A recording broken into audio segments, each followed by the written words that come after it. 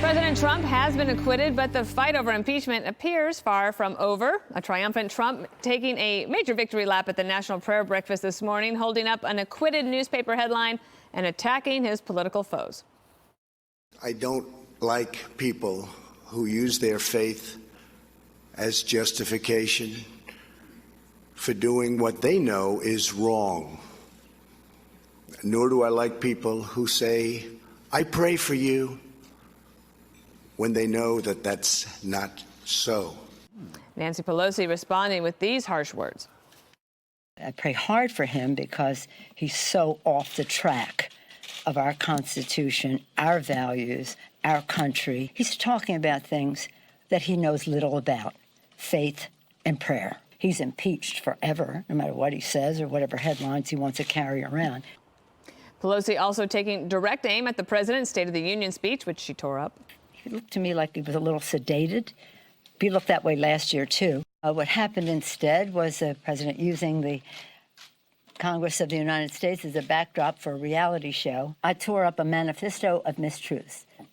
And I don't need any lessons from anybody, especially the President of the United States, about dignity. Next year, we will have a new President of the United States. That is an absolute imperative for our country.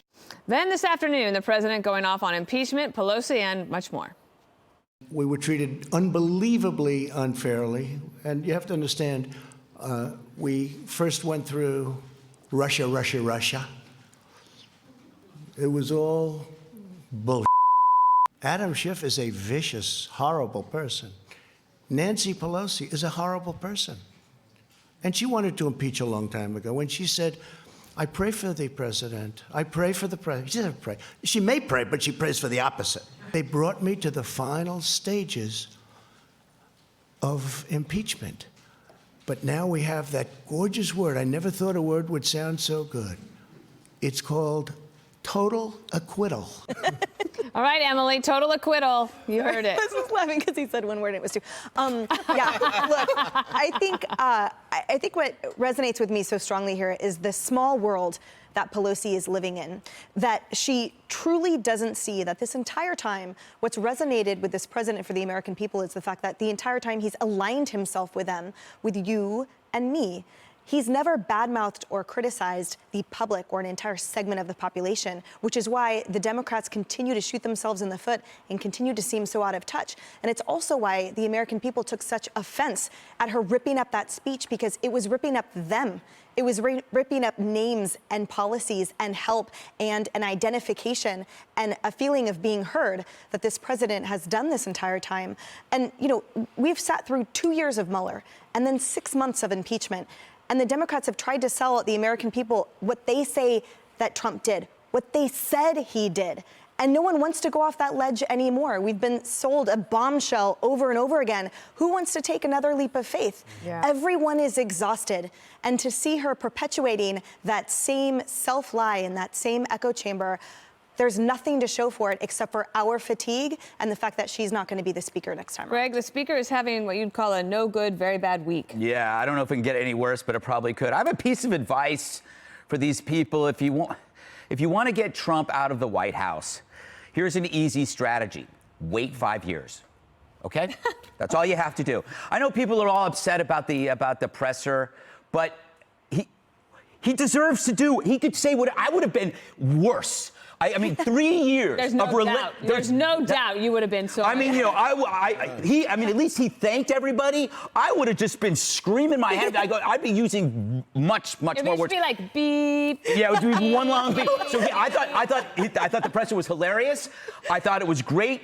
He was right to say everything, but I'm aware that there will be people like Juan who will disagree completely, and people out there. So there's one side that feels really bad about this and one side that's ecstatic. So we can agree that both sides are looking at the same thing and seeing two different things, right? Yep. So what's the answer? Which side is best at predicting the outcomes? So when you have these two different visions, what predicted the implosion of collusion or the obstruction or Kavanaugh impeachment? It's the people who are happy today, right? That side has been able to predict with almost 100% certainty what was going to happen. And the other side, which is so emotionally damaged, is damaged because every time their side is wrong because of their cognitive dissonance, they cannot understand why the vision in their head isn't matching the reality outside. And so you have these people. Nancy did not look like she looked like she'd had it. And I think for reasons that had nothing to do with Trump, but her own side has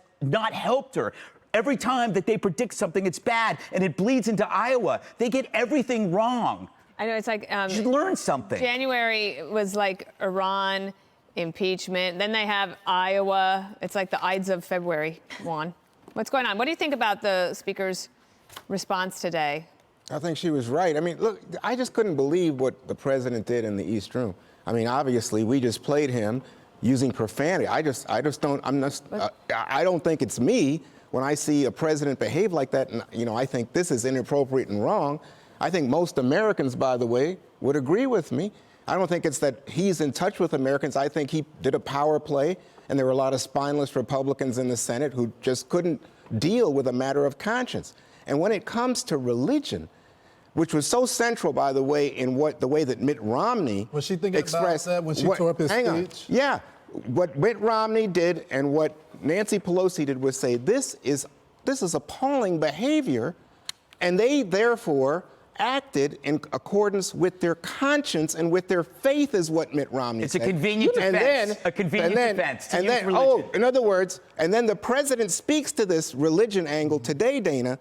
But of course, he behaved inappropriately at the prayer breakfast. And it was very inappropriate when she said he was sedated. He looked sedated. That was all fine. This guy doesn't know anything about religion. He doesn't know anything about forgiveness, about humility. He thanked everybody today. No, he doesn't. Yes, he doesn't know anything.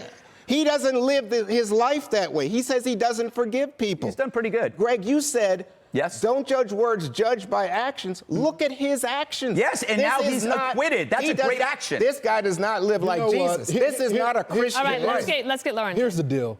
For years, we've heard the Democrats say that Nancy Pelosi was the adult in the room. She doesn't do name calling. She called the president sedated today. She's classy. She's about quorum in the House. She ripped up his speech. And so the Democrats can no longer claim that they have the moral high ground. And what I've been telling people for years is that the way Trump behaves, it's much like many of the people that are in the House, many of the other leaders. They just do it behind closed doors. The difference from Trump is he is who he is, and this was a day of celebration because not only was it about him, they destroyed this man's family, went after everyone in the cabinet, went after every business that was associated. They used political pressure in the prosecutions to squeeze people on false charges that had nothing to do with collusion.